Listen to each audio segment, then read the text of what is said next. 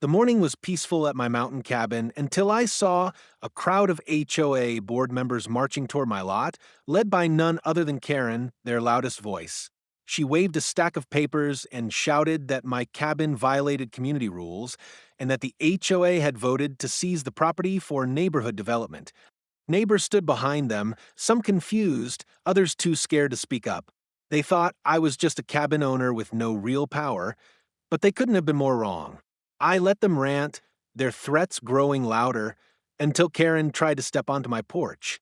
That's when I calmly walked back inside and returned with a briefcase full of documents. Placing them on the hood of her car, I flipped through deed after deed, showing how I had recently purchased not just my cabin lot, but the entire development from the original landholder.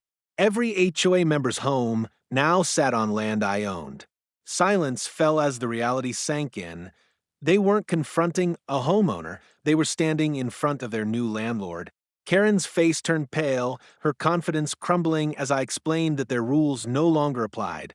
In fact, I had the legal authority to dissolve their HOA altogether, and their monthly dues would now be rent paid directly to me. The same people who tried to take my property realized they had walked straight into their own trap.